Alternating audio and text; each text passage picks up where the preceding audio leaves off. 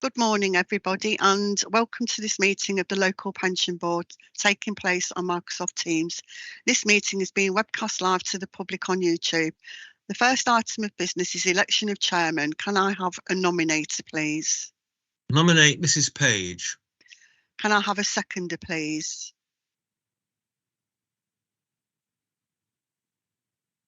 Happy to second. Thank you, Caroline. Thank you for that. I now hand over to the chairman, Mrs. Page. Good morning, everybody, and thank you for electing me as your chairman for another year. The second item on my agenda is to nominate a vice chairman. If I may have a nomination, please. Or let me nominate Ruth, sorry, as I just said. Sorry, trying to find my teeth because I've got the roof of banging and thumping in my ear. May I nominate Caroline Fairchild? Have I got a seconder, please? Seconded, Madam Chairman. Thank you so very much. And are you happy to accept? Absolutely. Thank you. Are there any other nominations? There are none. So that means myself and Caroline are duly nominated. The third item on our agenda is on page 3 to 8, and there are the meetings or the minutes of the meeting held on the 26th of April. Can I take them as read and confirmed to be signed?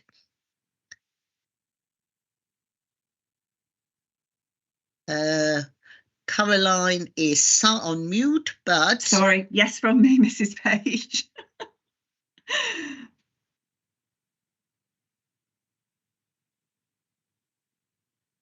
Rosita, you're on mute. You're on mute now. Oh, thank you, Caroline. I see no dissent on my little screen, so thank you very much. And we move to item 4 on the agenda, and that is question time. We have no questions, none have been received, so we move to item 5. To advise of any other items which the chairman has decided to take as urgent elsewhere on the agenda. And again, there have been none received. Thank you. Item 6 on our agenda is the declaration of interest in respect of items on the agenda. And as always, we have a standing declaration. And if there's anything additional, and that is Councillor Shepherd has raised his hand. Over to you, Councillor Shepherd. Thank you.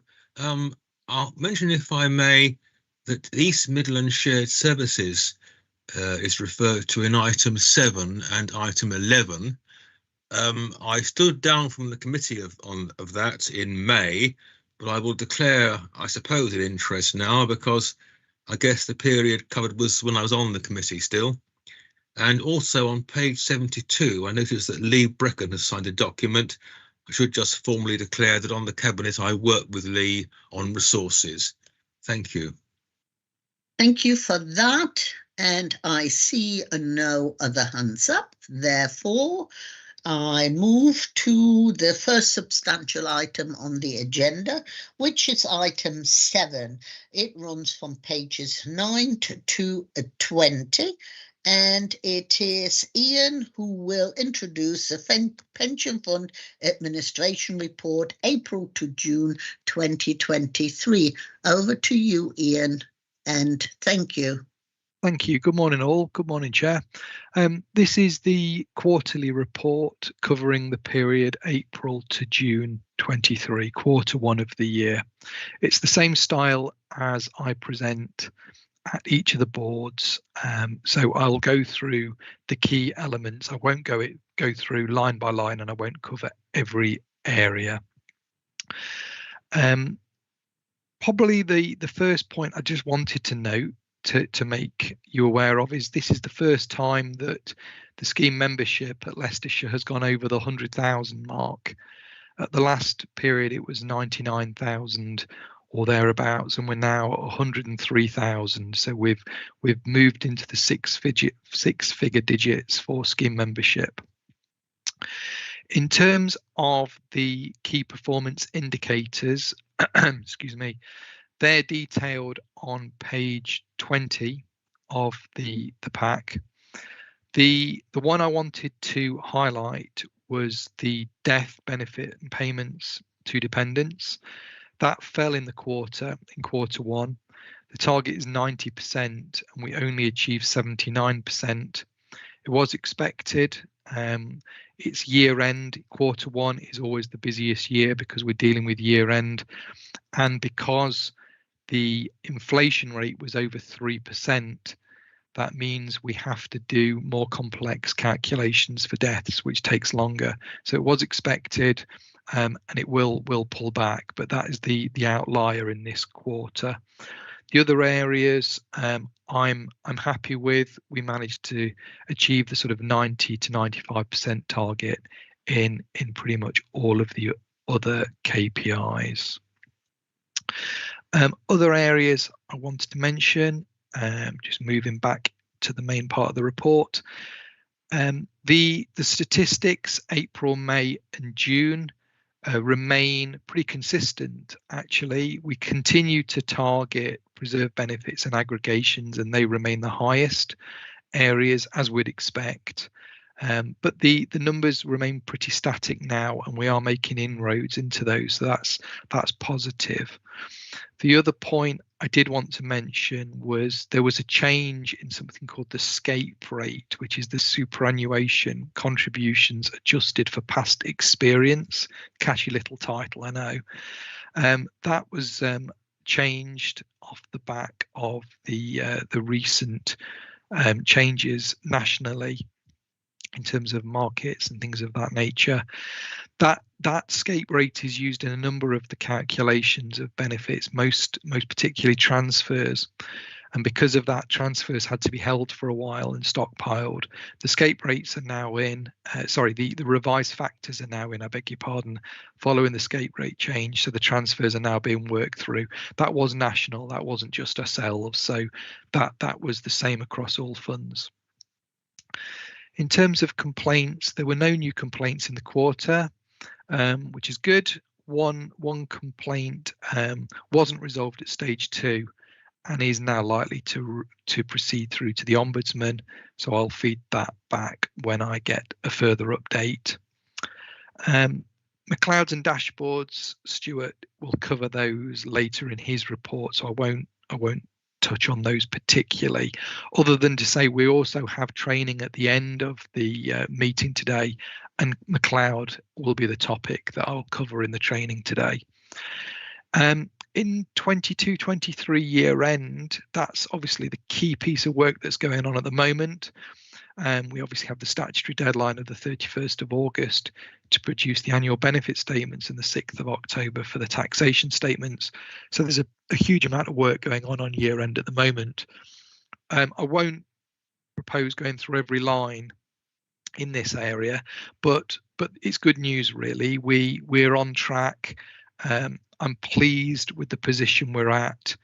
And I don't anticipate there being any material breaches in any of the areas on year end. So that's good news, that's positive. In terms of audit, there was one internal audit report concluded in the quarter, and that's regarding the National Fraud Initiative, the NFI.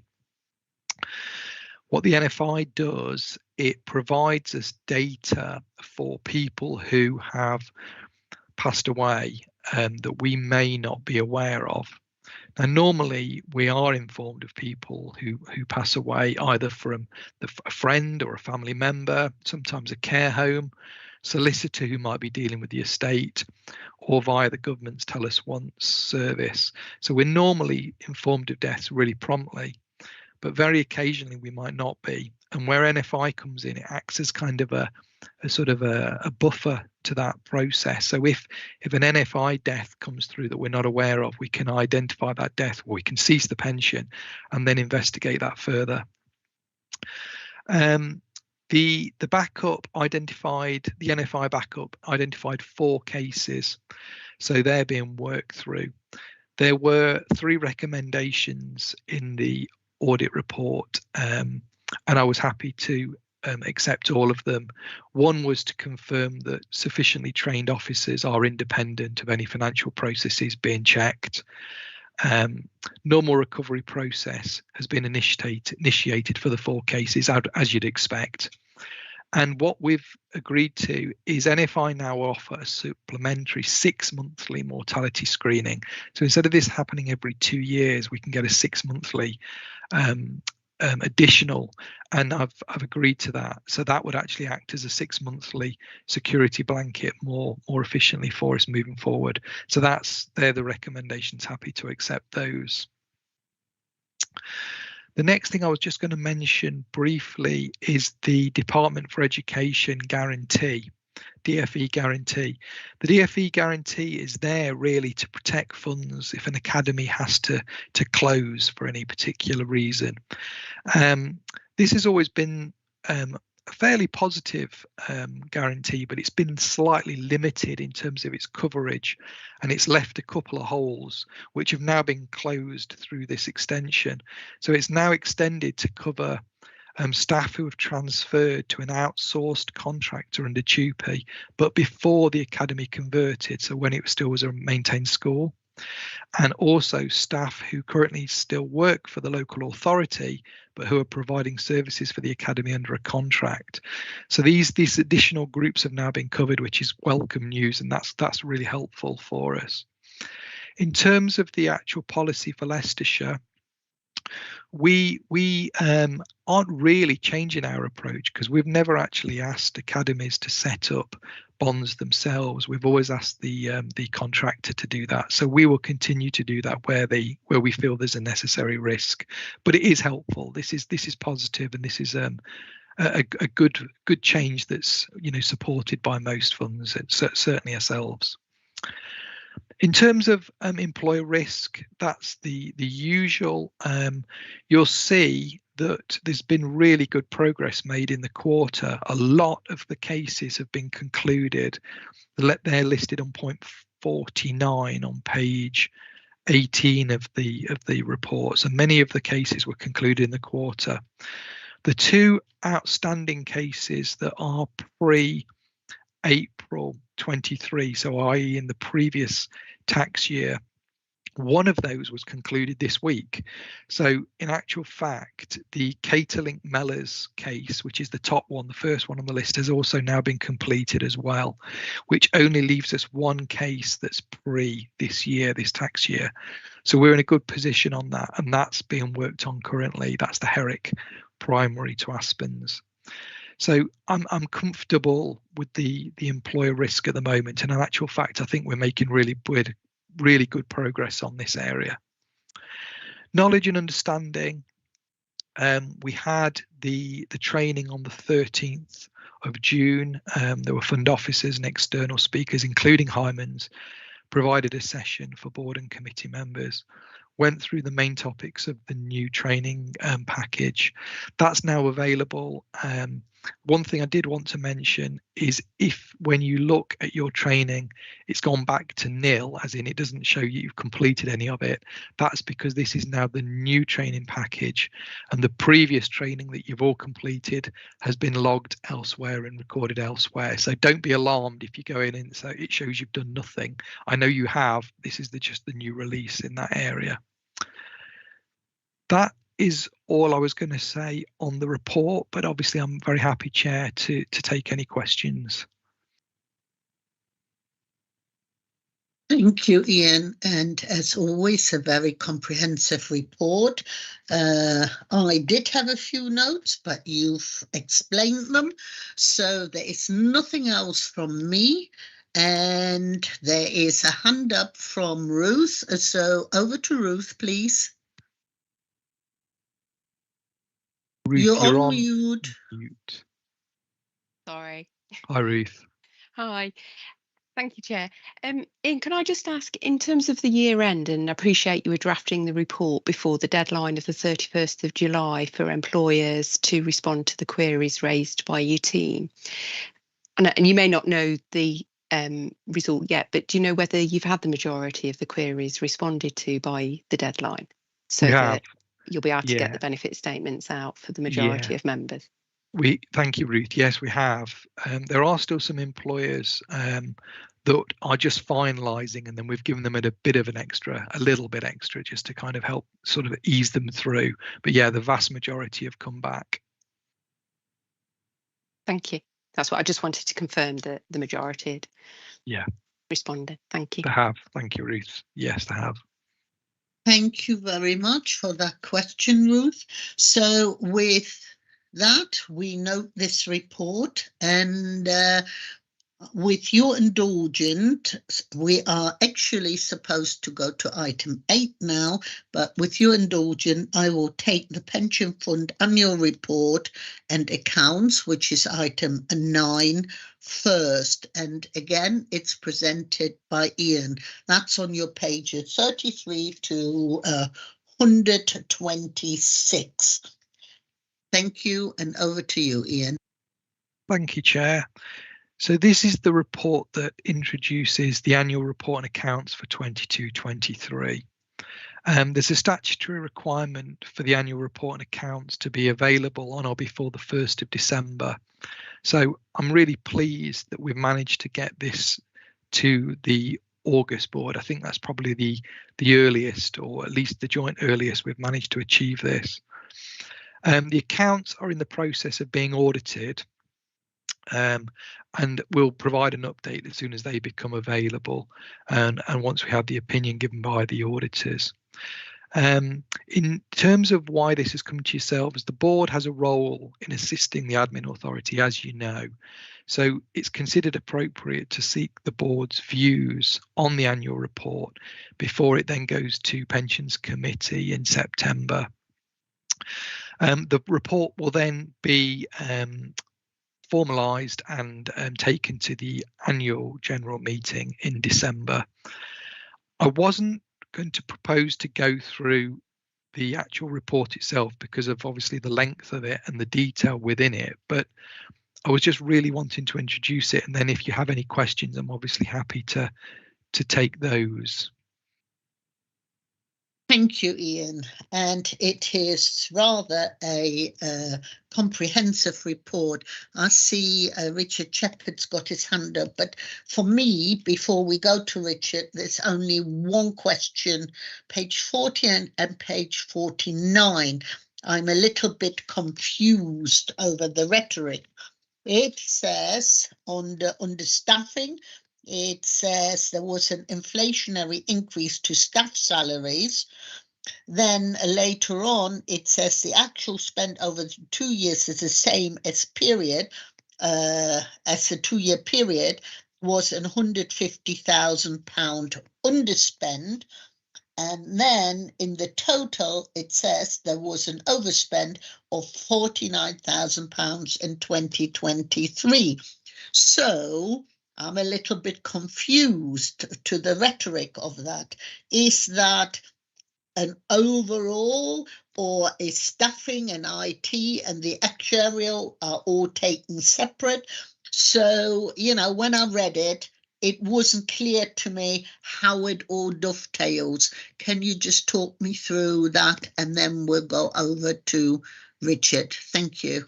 Yeah, certainly. Thank you, Chair.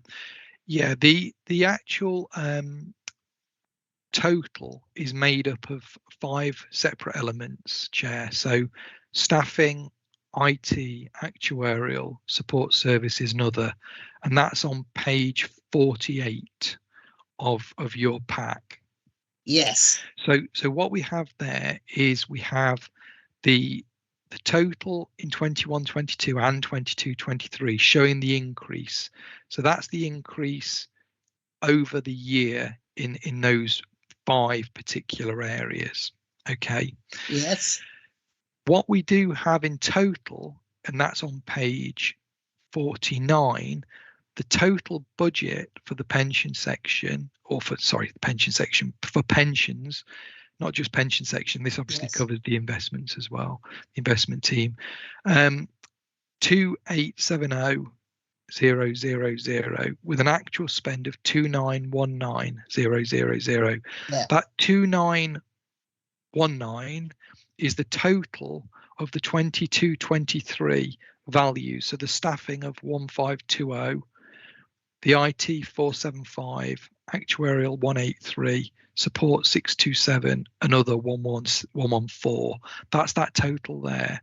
And that shows an overspend when you total those all up of £49,000 overspend on total budget.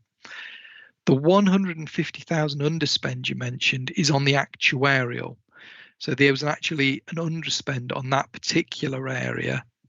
So although we spent 183,000, that was less than we were actually budgeted for in that particular year.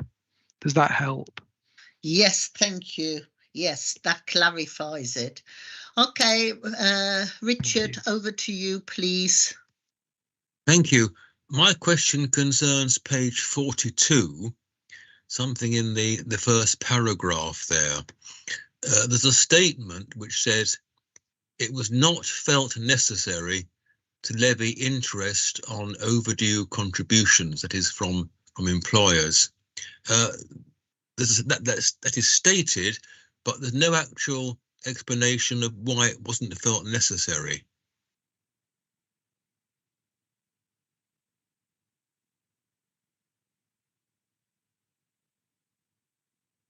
I'll have to check that with our investment team colleagues and come back to you on that one, Councillor Shepherd. I'm afraid I don't know the answer to that one myself, I'm afraid. But if we make a note of that, we'll incorporate that in. I'll come back to you. Is that okay? Yes, indeed. Thank you. That's helpful. Thank you. Right. Again, there are no other hands up. As you stated at your introduction, this is just to seek views again. Views have been noted, and I assume everybody is happy with that report. So we are, thank you, Ian, and we are going back to item number 8 on your agenda. Now, item 8 on your agenda, where I need the board's approval, and that is for the annual board report for the financial year 22-23. And as the chair of the board, I have to lead on this and put forward the recommendation to approve the annual report as set out starting on page 23. So your annual report is on page 23. On page 25 is my forward. Can I take it as read and approved? May I have somebody to put forward the recommendation? And can I have it seconded, please? And yes, Ruth?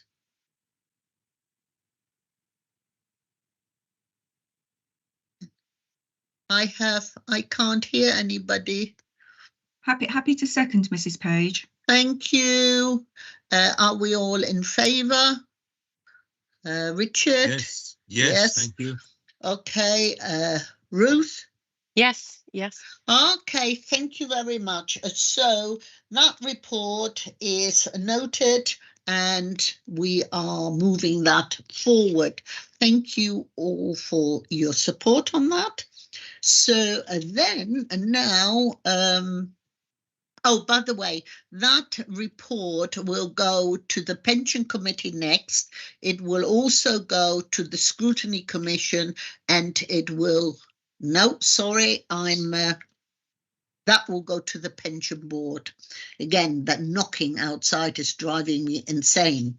So I'm now going to item number 10 on our agenda, which is on page 127 to 136. That will also be introduced by Ian. And it is that report that after we discuss it, it will go to scrutiny and to the cabinet, and it is presented by Ian. And over to you, Ian. Sorry to break in, may I just say, mentioning cabinet, of course, just to confirm, I have declared a sort of standing interest as a member of the cabinet, so this will apply to me in that context, I think. Thank you. Sorry to break in. Yes, that is okay. Thank you. Thank you, Chair. Thank you all. One of the areas where we have to control risk is around employers, as you know from previous reports, and when I provide the list of those employers who have new admissions and bonds and things of that nature. There are a very, very small number of historic employers, very small number, called community admission bodies, CABs as we call them. And these are employers that historically have been in the scheme for years and years, often from the 70s. They tend to be small to medium-sized charities.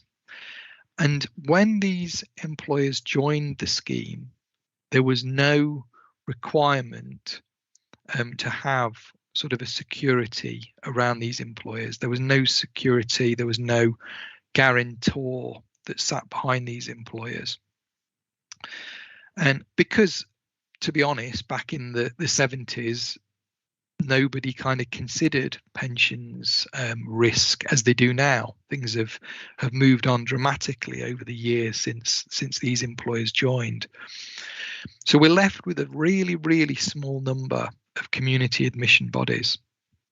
And this report specifically deals with two of them, Voluntary Action Leicester and Bradgate Park Trust. I do want to start by saying that these two employers have both been completely positive, supportive, helpful employers throughout. So this is in absolutely no way at all any negative slant on these employers. They've done everything we've ever asked of them. But what we're trying to do is reduce the employer risk and the pension fund risk around these particular employers. So that's the kind of the principle of what this is all about. So what we can do is, because the markets are in a strong position, as you know, the valuation, the last valuation, the fund value improved from 89% to 105% funding. So we're in a very strong positive position funding wise. So this is actually giving us the opportunity to look at trying to do something to help these employers, but also take the risk away from the pension fund. So what's being proposed here is that the two employers in question would close their current pension arrangement and move to what we call a pass-through admission agreement, which means that their active contributors can remain in the pension scheme. So there's no detriment to the scheme members at all. So the members see no different. But what happens is, by moving to pass-through, it will mean that from moving forward, the pension risk will sit with the guarantor. And what we're proposing is that Voluntary Action Leicester guarantor becomes the county council, and Bradgate Park Trust is split equally between the city and the county as guarantor. The asset positivity that they are both sitting on will then effectively become the county and cities. So the county and city are credited the surplus values because they're then taking the risk on moving forward. But as a percentage of the overall value for county and city, the values are tiny, really, in scheme of things, because the county and city are much larger and long-term funded employers. So in terms of the values it affects them, it's very, very, very minimal. But in terms of the values for Bradgate and Val, because they're small employers, it would help them quite considerably. But ultimately, it is a choice. We're not stating they have to do this. And both Val and Bradgate will consider this themselves and ultimately make a decision if they want to so choose to do this or not, as will the county as the employer. So I'm talking to yourselves as the pension fund. We're looking at it from a pension fund angle here, but clearly Cabinet and Scrutiny Committee will look at it from the county employer side, and effectively City will look at it as an employer side as well. So it requires the county and the city as employers to agree to this, the pension fund from yourselves and pension committee to agree to it from a pension fund perspective, and of course Val and Bradgate from employer sides. Now, the approach is detailed in the report. I wasn't going to propose going through the report, but what I did want to sort of mention in there is I've tried to highlight the benefits and the risks. So on page 132 in point 45 onwards, this lists the benefits. So this is a proposed transfer intended to be beneficial for all parties. The fund would resolve a long-standing employer risk, as it provides an added layer of protection, as I say, because Bradgate and Val don't have guarantors at the moment. For Val and Bradgate, it reduces the risk to them, as it removes the pension employer risk, but still retains the pension scheme entitlement for its current members. So the current members are not affected. The county and the city as scheme employers benefit, as any surplus will be paid to the county in full for Val and split equally between county and city for the Bradgate. So there, the county and city are credited for the surplus values, because then they're taking this on moving forward.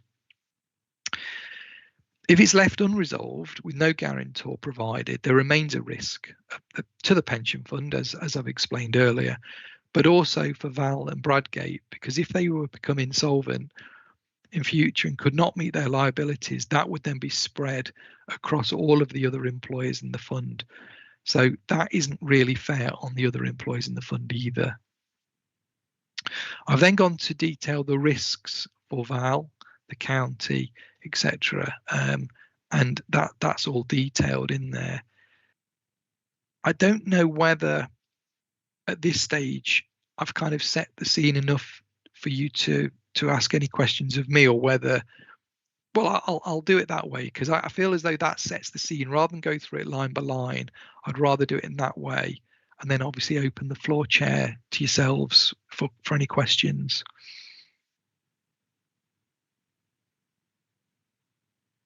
So if anybody has any questions, please feel free. Caroline. Hello, Ian. Hi. Very, very well written report in terms of how you have set out the position and the benefits and the risks. And it was one of those reports that clearly has a lot of implications, because you are asking for our view. And it was a report I spent some time on reading, and in fact I then read it again, so I've read it twice. Unless I'm missing anything, it makes perfect sense to me that they should be in the fund.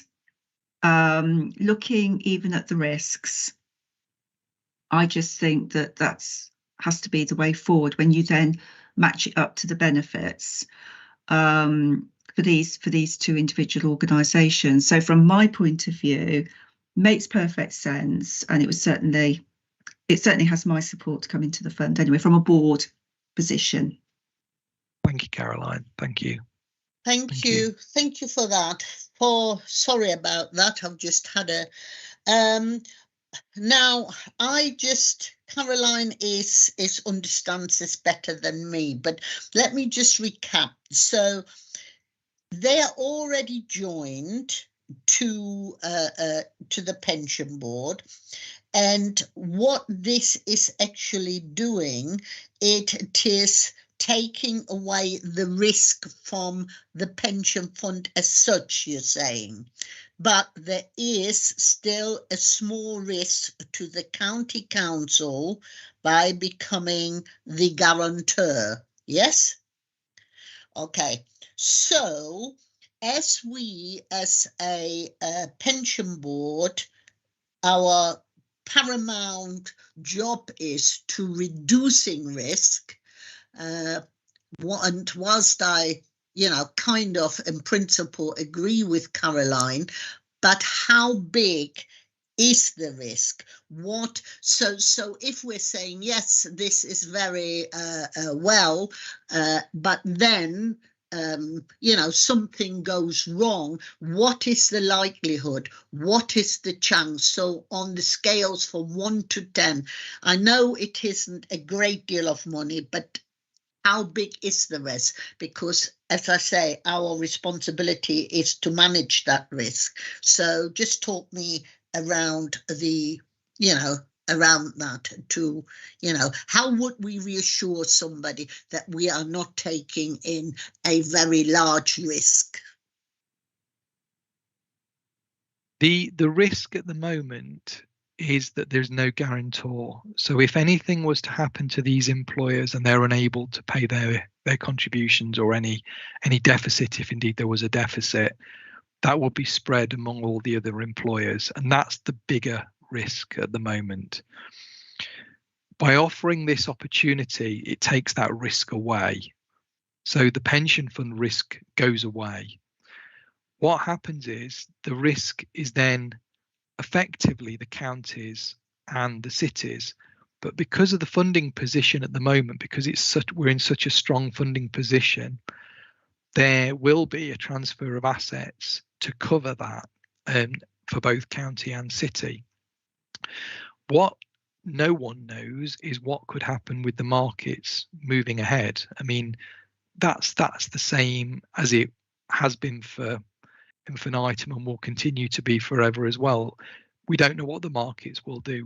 The markets might continue to improve. They may go the opposite way, but that's the case anyway. That doesn't change this. So regardless of whether they are transferred to city or county or remain as they are, that market uncertainty will always be the case. But what this is offering is the county and city are long-term investors. They are huge employers in the scheme with huge assets. Therefore, as an element of their overall cost, this is minor, negligible values. But to a small employer, it's a significant value. So the risk will remain regardless because the markets will change. But what this is doing is effectively removing the risk from the pension fund, and city and county take that asset liability because of the funding position currently. So we are removing the risk from the pension fund rather than helping out a small employee, because if you would have said it benefits a small employee, I would have said, what responsibility do I have to a small employee? My responsibility sits with the pension fund. Yes, that is correct. Yes, that's correct. What this is doing is it's designed to be a win-win ultimately, but the win that you're considering, quite rightly, Councillor Page, is the pension fund element to this, and that's the risk to the pension fund currently, because these two employers are small employers without a guarantor. That's the element that you're concentrating on. You're quite right. What I've tried to do is explain it from all three sides of that sort of that's what I've tried to do in terms of the way I've described it. Is I've tried to explain the that benefits all three of the parties. But ultimately, you're quite right. The point you're concentrating on is the pension risk. And you, Ruth, I can see your hand up, coming to you in a minute. On point 12, you say the ongoing basis calculates liability by using a future investment return assumption that it is a 75% chance of being achieved as per approach agreed and the 20 detail for the. So we are still talking a 25% risk, is it not? Yeah, that's the same. We've used the same approach as at the valuation because we thought that was the fairest and most sensible way of doing that. Councillor Page, correct. Right. Thank you. Ruth, over to you. Thank you, Chair. Ian, can I just ask, well, firstly, I just wanted to echo Caroline's comments regarding the report. And as Caroline set out, I think, from a fund perspective, why wouldn't you take the opportunity? But in terms of the actual employers, I noticed in paragraph 57, the county and the city employers' contribution rates are currently higher than what they're currently paying. And I'd appreciate these are probably quite small employers. And do you have any knowledge as to whether they would be able to accommodate that increase in contribution rate? Because obviously, their funding is probably quite tight in terms of supporting their work already. It's a really good point, Ruth. And that's something that they ultimately will have to decide, Ruth, because to them, it's whether they're prepared to pay a slightly higher contribution rate, as you've quite rightly picked up in point 57, but with the benefit and the knowledge that the risk has come away from them moving forward. But that's ultimately what they've got to decide. They've got to decide, can they afford to pay a little bit more? And they are small employees, you're quite right, Ruth, knowing that the risk has been removed from them moving ahead, or would they prefer to continue to ride the risk and pay the existing contributions? That is ultimately their decision. That's their call. I don't know, Ruth. I don't know whether they'll take that or not. To be honest, Ruth, that's their decision ultimately of their board or committee.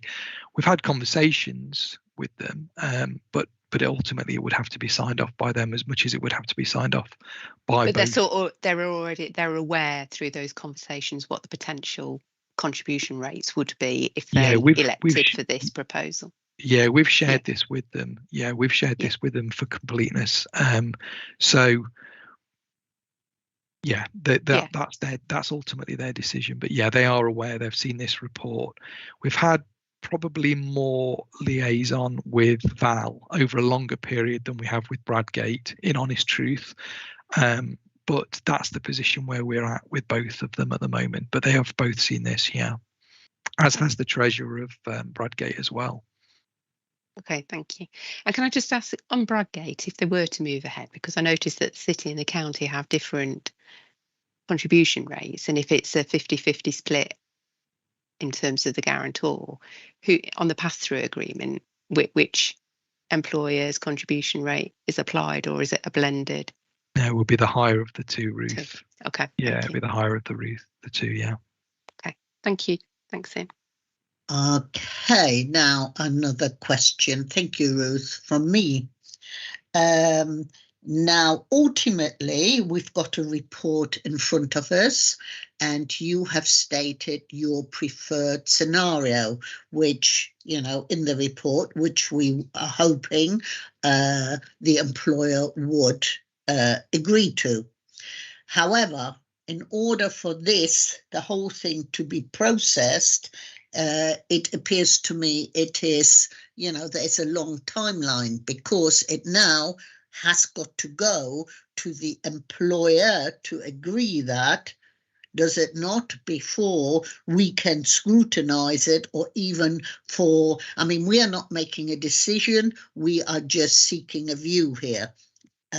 we've also then, even if it goes to scrutiny, it's not a decision-making body, it will seek a view. Cabinet will agree whether they agree to it, but it all depends on what the employee, if they're going along with your preferred scenario. Right? So what is the timeline on this, and are they likely to agree, being mindful, as Ruth's just said, they probably would have to pay a higher contribution. So any thoughts on that? Yeah, certainly.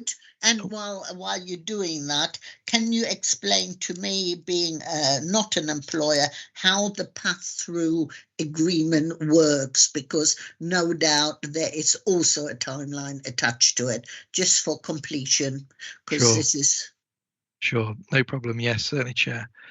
In terms of the proposed timeline, if this is supported, it will go to committee. Committee meeting is on the 8th of September. Prior to that is scrutiny committee on the 6th of September, and then cabinet on the 15th of September. So they're the September dates that we're working to from the county side, both pensions and as the employer. In terms of Bradgate, I have a meeting with Bradgate in August, and they're taking it to their management team, and then I think from there it will then follow to their relevant committee. I don't have the date of that, but I know the first one is August, and that's the one I'm attending. In terms of Val, I know they're already heading forward with information to their necessary committee, and that's imminent. So that's the timelines that we're all working. And they are supportive of your recommendations, and there seems to be a positive sort of view from their side. There is from the Val, but this is only at their management team. It's got to obviously go to their ultimate committee, who will sign this off, or their board. But yeah, they're supportive. Equally, Bradgate, but they obviously are taking it to their meeting in August, so ultimately we'll decide what they want to do in the August meeting and then take it from there. So I can only tell you the current position. If any of them decide not to, which is quite within their rights if they choose not to, then we won't take it any further for that employer. But that's where we're working to, and we're all aiming to complete this by the end of September. Then what would happen is the existing admission agreement would end on the 30th of September, and we would move to pass-through. Pass-through would start the following day. The way that would work is the same as it does for any other employer that moves to a pass-through. So we would work with the relevant parties, the relevant employers. We'd prepare the legal admission agreement under pass-through and circulate that. It hasn't been circulated yet. It's too early to do that, but we can prepare that. That will only take us a day to prepare those. Circulate that, share that with the employers. And then once signed, that's then legally binding. The one thing I would want to ensure is that that's signed before this ends, though. So they have all the legal agreements in place prior to the existing admission ending. So there's a seamless legal transfer across. So that's what I'm working to, and that's how the pass-through would work. Does that help? Yes, it does, because, well, it does, because it makes it a lot clearer, and it sounds more secure all around. And now the $10 million question, as our pension fund advisor, are you happy? I mean, obviously, you know, you have got a positive slant on that, which comes through in your report. But are you happy to take that step, and are you comfortable with that?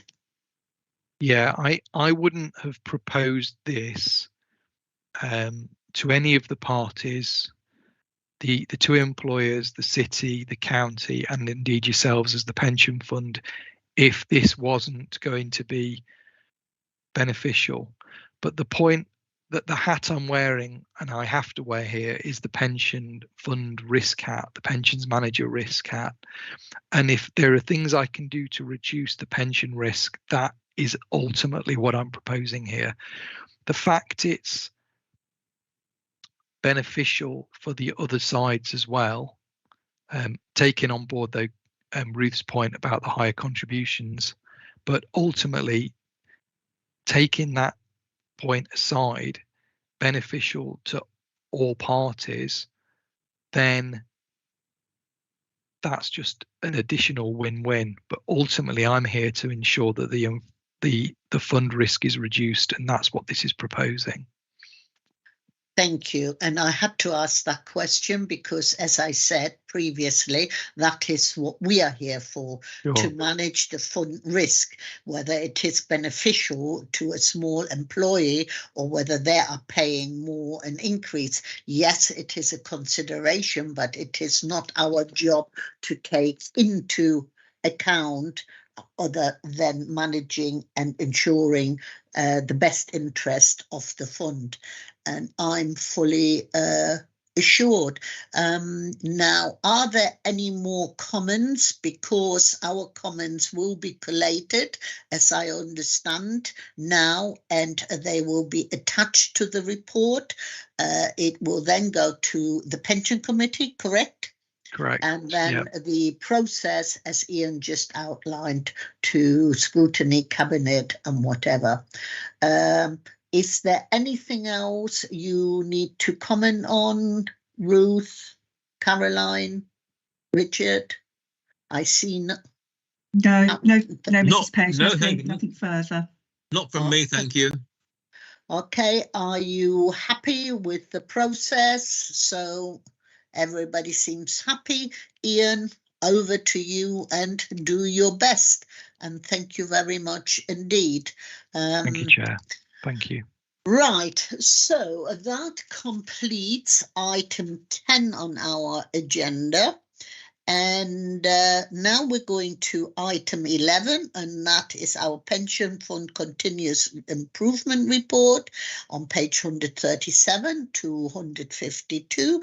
And that is our Stuart Wells. Welcome, Stuart, and over to you. Thank you, Chair. Morning, all.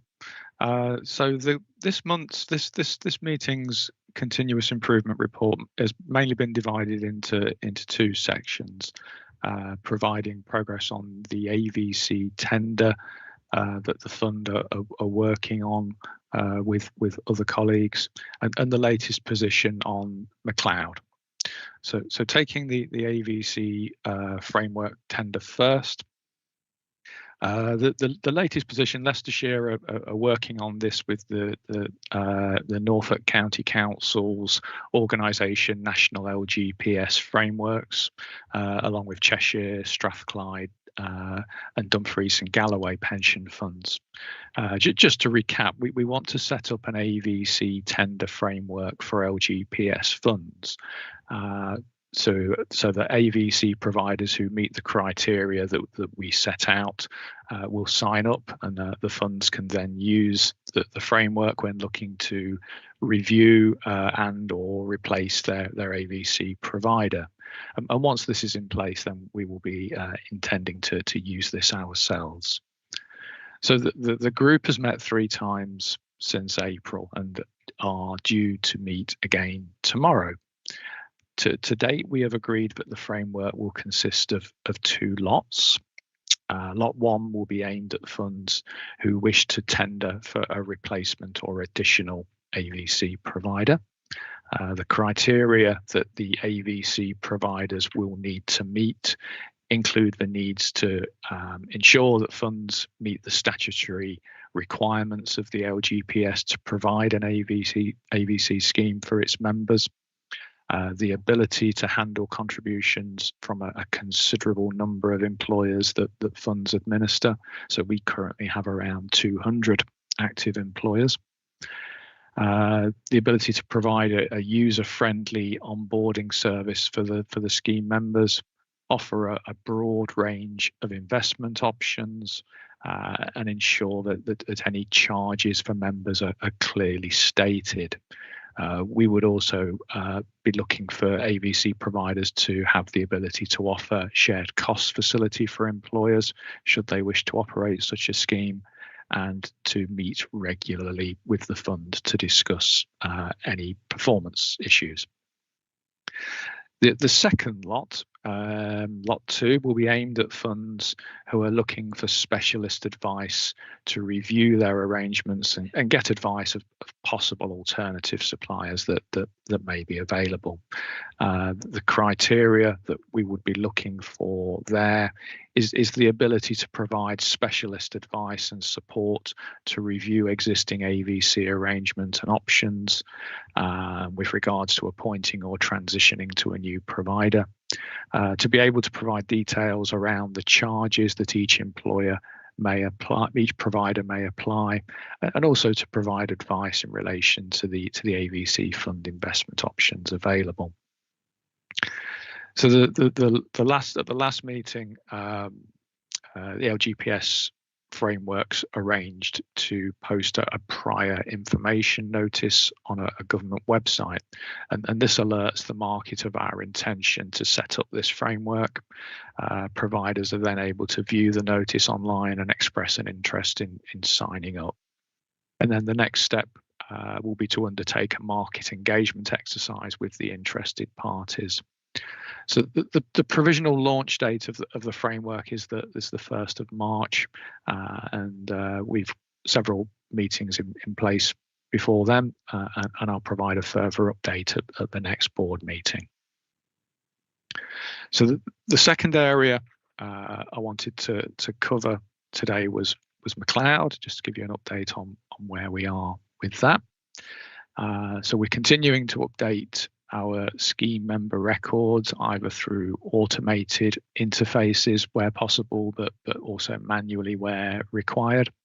And with that in mind, we have appointed 2 further casual staff to assist with that task. So the position regarding progress is covered in terms of the figures, in terms of where we are with regards to individual employers in the report. We also have an officer addressing an issue that we previously identified in relation to scheme members paid by East Midlands Shared Services who hold multiple records on their payroll system per member. So as the information from these multiple employment records will need combining, an automated solution is being worked on. And this continues to be a tricky issue to fix, but progress is being made in this. However, until this is resolved, then any update of those records will be delayed.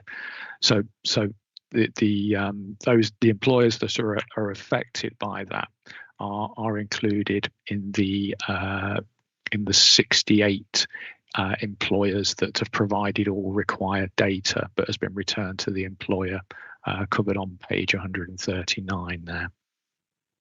So there's a bit of a logjam on those until we can get this resolved, but things are progressing.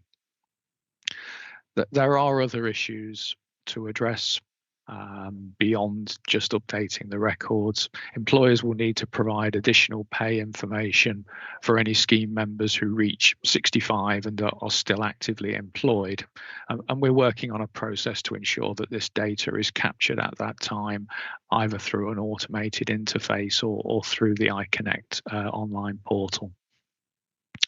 In May, the government launched a further McCloud consultation in respect of the draft regulations that are required to implement aspects of the remedy, plus some supplementary issues. And this included a proposed solution to members who have multiple records in respect of different periods of membership, where previously it was expected that they would need to combine those records in order to qualify for McCloud protection across all of those records. And the suggested solution removes that requirement, and whilst it still presents a number of complex issues to work through, on balance the proposal appears to be the preferred approach. So where a member may have 2 or 3 records and the McCloud protection only applies to 1, then whilst previously we thought all 3 would need to be combined, the proposal is that they don't need to combine those, but the McCloud protection will now apply to all of those records.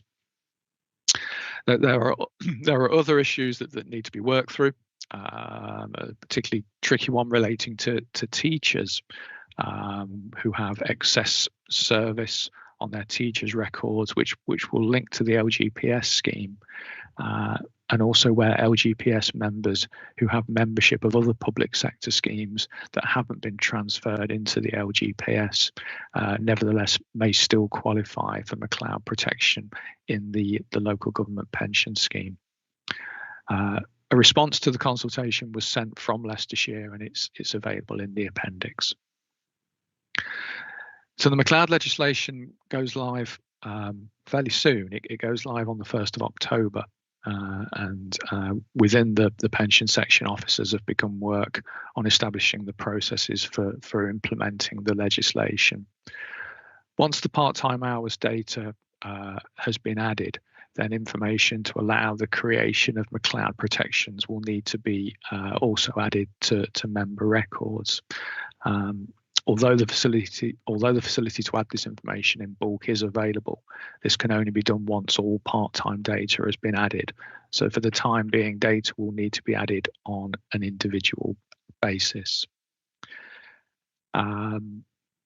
What we will find as we go live is that we'll have to take different approaches for people that are retiring after that date, dependent on where we stand with their particular record.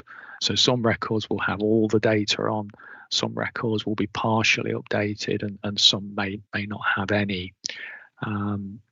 Equally, where data isn't on records, some would have been received and is sitting in the office waiting to be dealt with, and some may not have arrived from employers either. The intention to deal with all members who leave or their pension is due from the 1st of October is under the new McCloud legislation. So we will try and pick up those as we go along from the 1st of October. That this will ultimately increase the time that we spend on each retirement case and impact on KPIs. And obviously we'll keep you monitored of that. The cases where members have already left and need to be revisited will be dealt with as a separate exercise once all the data has been updated. That was all I was planning to say in respect of this report. So happy to take any questions if anyone has any.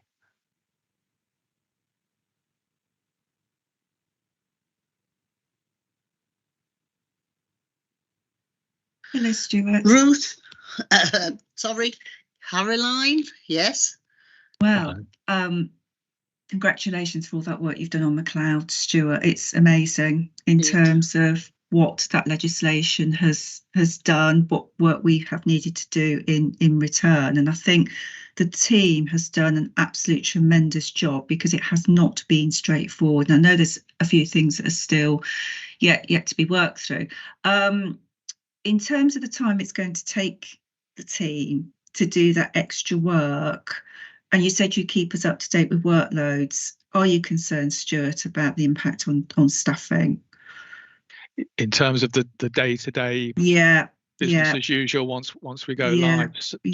Certainly. Certainly. We are working through a plan. We've been discussing this. We've got a further meeting on Friday. Okay. So we know what it is that we need to do, but ultimately it is going to take time, and yeah, that may be reflected in future KPIs. But obviously we will keep people informed and discuss what possible options we have as we go on. Yeah, it's absolutely it's a tricky one. It is, and we don't want to have a workload that really then worries staff to the extent whereby they just can't perform to the level required, and then we might get into sickness absence issues, etc., which never really happens in the pension service, I have to say. But yeah, if you could keep us up to date in terms of the impact on staffing, I think that'd be really helpful if we can help in any way in terms of resources, a conversation on resources. Thank you. Certainly. Thank you. Yep. Okay. Thank you for that, Caroline, because I did make a note of that. However, I must thank you, Stuart, because this is complicated, confusing, but it is very, very professionally handled. And I'm only a layman, but if I was representing employees like Ruth or Caroline, I'm sure they are very reassured that everything is being done to the best of your ability. And I think you ought to put our appreciation over to the staff, if nothing else, because, you know, you and your staff have done a marvellous job, and I can only echo Caroline's words. Thank you for that. So, are there any more comments on this? There are not. So, Stuart, the next report, number 13, risk management and internal controls, 165 to page 176. Our 153 to 64, it's pensions overpayment report, is also yours. Over to you. Sorry. It is. Thank you. This report is intended to go through the processes the pension section has in place to minimise overpayments of pensions, as well as the steps in place to recover where any overpayments do occur. We have had a policy document in place for around 18 months covering overpayments, and whilst nothing has fundamentally changed in terms of how we manage cases, I have added a bit more detail to the policy document in the sections that cover managing overpayments and prevention, and we will take this tweaked version to the pension committee as part of the annual review of all fund policies. The overpayments normally occur due to late notifications of deaths, but also on occasion administration issues may arise. Taking the administration issues first, and I must stress that these are rare. Generally, there are two types of errors that can occur. There are issues that arise simply as a result of human error, where cases are being processed. Although the calculation of pension benefits is an automated process and administration records are updated following the processing of a retirement, that the transfer of data from the administration record to the payroll is manually carried out. And whilst figures are checked carefully, on rare occasions errors can occur and incorrect figures may be entered.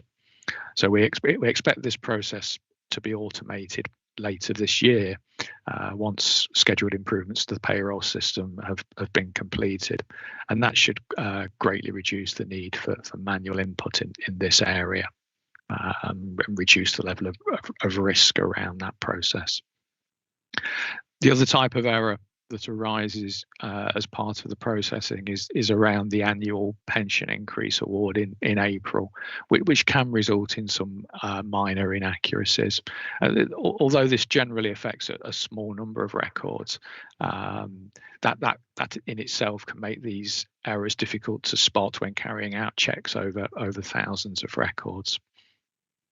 So what we do to identify these errors is that we run a monthly report where we compare the value of pension held on the administration system to that held on payroll, and where it differs by more than £12 per year, or £1 per month, we look at those and we rectify those and update the records.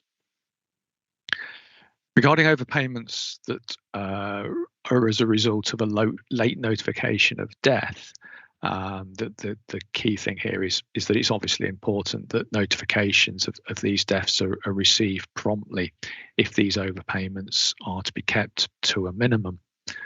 We receive notifications from numerous sources that the government website the government facility tellers once, and contact from family members are the most common sources of notifications.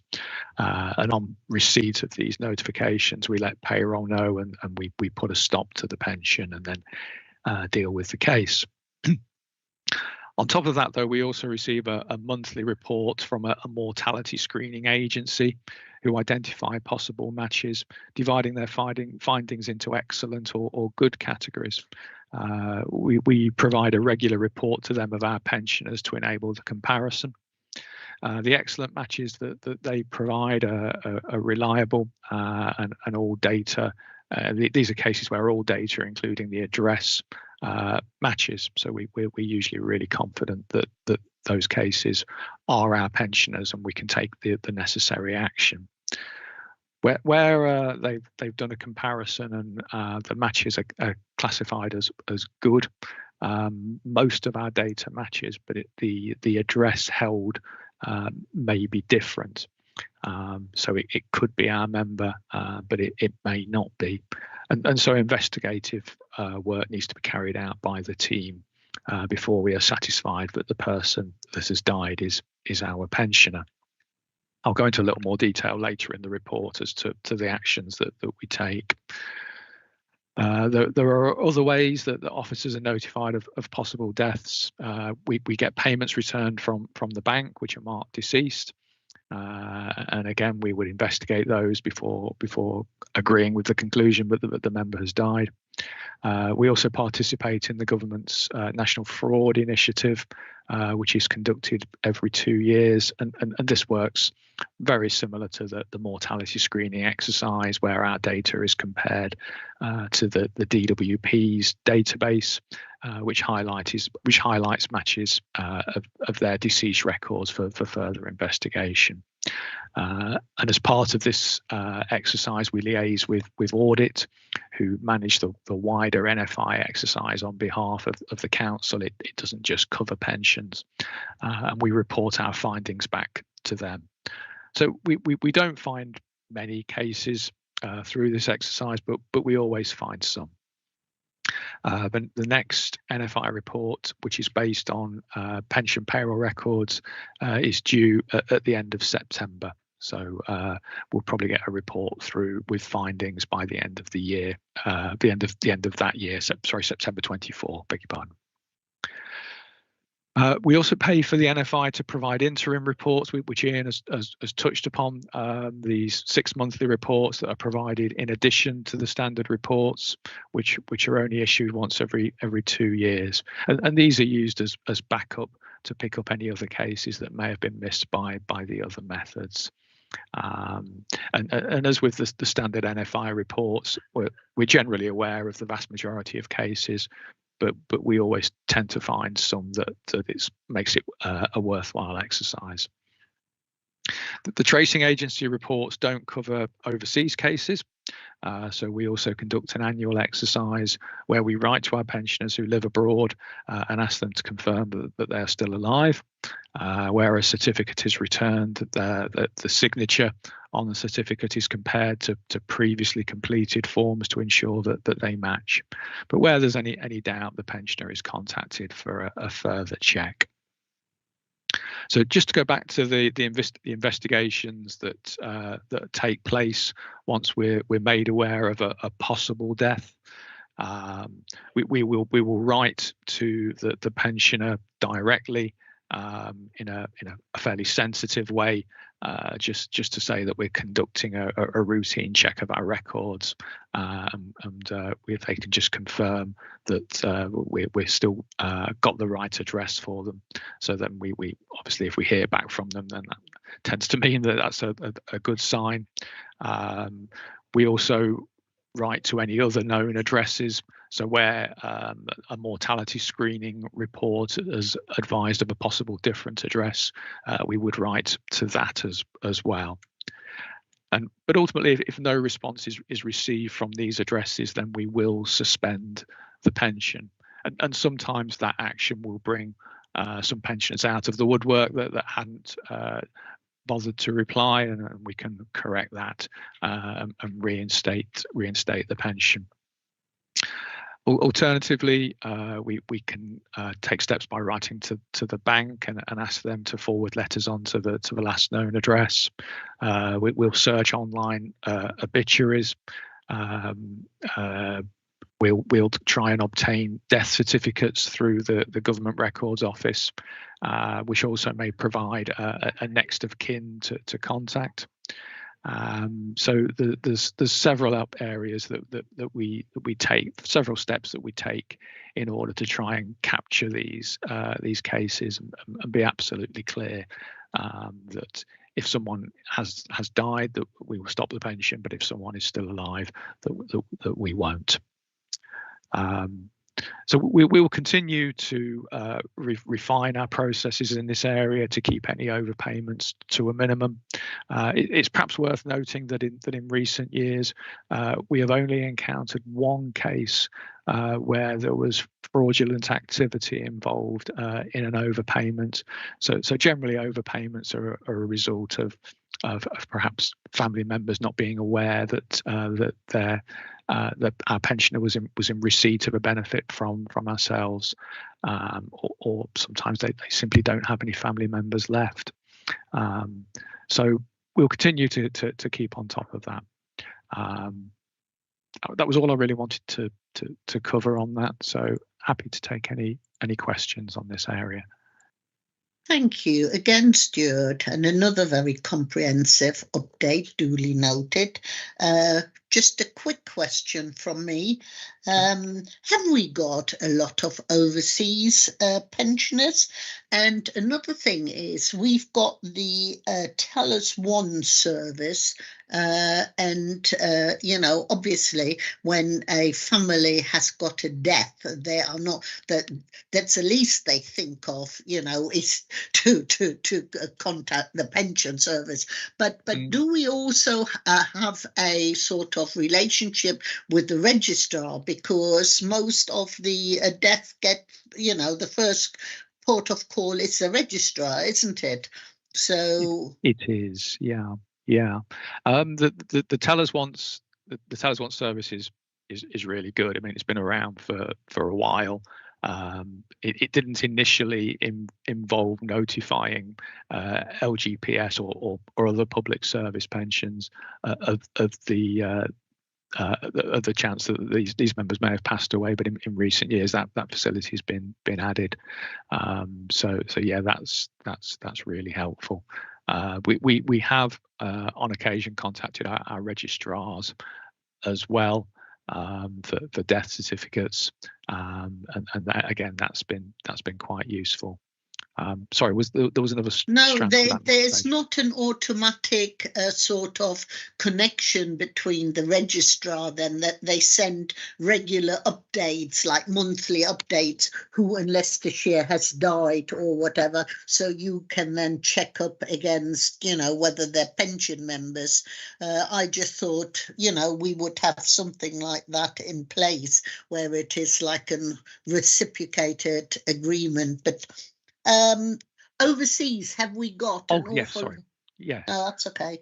Yes, beg your pardon. There's somewhere between about 300 or 400 overseas pensioners at the moment. We're just preparing our annual exercise. In the next month or so, we'll start to write out to them and ask them to return their slips. So yeah, around 300-400, I believe. It's that very resource intensive, because, you know, writing and then getting back and then confirming, or is that a fairly straightforward exercise? It's reasonably straightforward. We've refined the process over recent years. The documents go out in bulk, and most of them come back fairly quickly.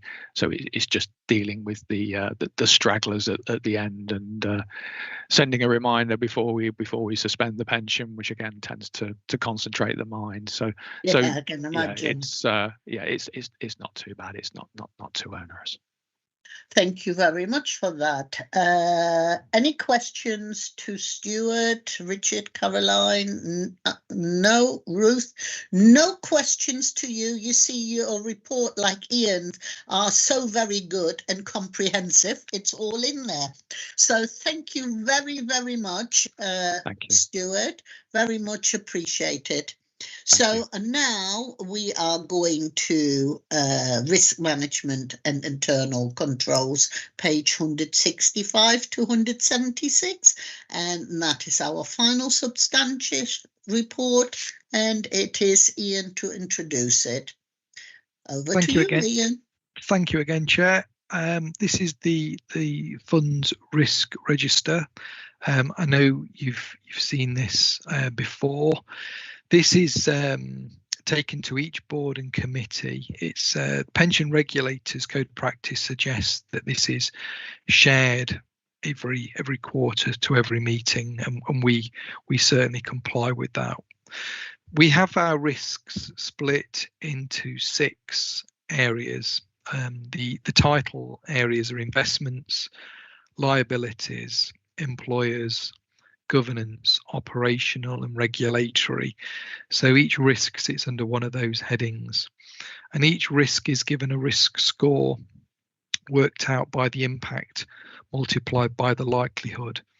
And then we have mitigating and additional things that we can put into place to then reassess the risk scores.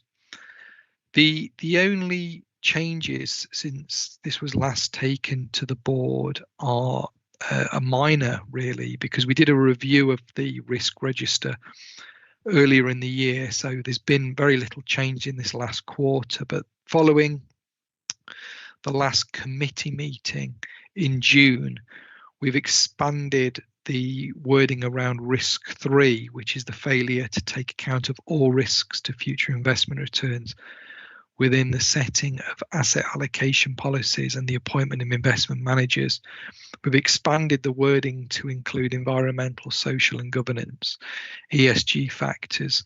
Obviously, this is a very, very important area and an area that's getting greater and greater exposure. So committee wanted us to include more wording around that, which we've added. And the other area that's significant and obviously will remain so is climate change. We added a new risk to the register again following committee. This is now risk 4. So it was previously 17 risks, we now have 18.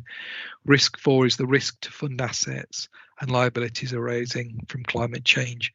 And that's now it's got its own individual risk given the importance of this area. Other risks are as they were at the last time I presented this report.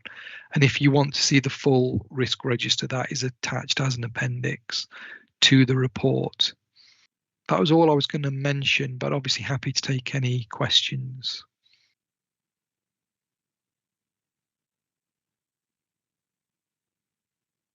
My computer's playing up. Ruth, over to you, please.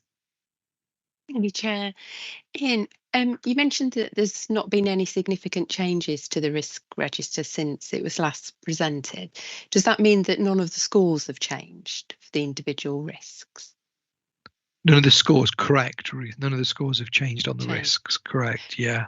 Because the only thing I was going to ask was whether there would be a possibility, or you're considering whether we could have another column to show, you know, from one meeting to the next, whether the risk score is increased, decreased, or stayed the same, just so that as members we can see, you know, whether the risk may be the same. It's not a new risk, but it may be that the score has changed because of, you know, the factors that. Yeah, impact on it. that's a good idea, Ruth. Yeah, let me have a word with my investment colleagues as well, and we'll see if we can accommodate that. Because yeah, that's a good idea, Ruth. So thank you for that suggestion. Thank you. Well, we used to have an arrow up or down, you know, or a small paragraph in the report where it is all risk have retained the same except for number whatever has turned yellow or red, or, you know, just a little note. So yes, I think it might be a very good idea. Thank you, Ruth. Thank you, Ian. Update noted again. So hang on, camera goes on. That is the end of all of the substantial items. Item number 4 on our agenda are the future meeting dates to note. 18th of October 23 is our last one this year, then February, April, July and October 24 are the following ones. The Fund's annual general meeting scheduled for December 23 and December 24. So if you've got that in your diaries, very much appreciated. And item 15 on our agenda is any other items which I have to take as urgent, and there are none. So I would like you all, I would like to thank all the officers for their sterling work, and I would like to thank you all for attending as per usual. After we concluded the meeting, there will be a training session delivered by Ian, and I will close this meeting at 11:26. Thank you very much. I'll let you know when the stream's ended, Chair. Thank you.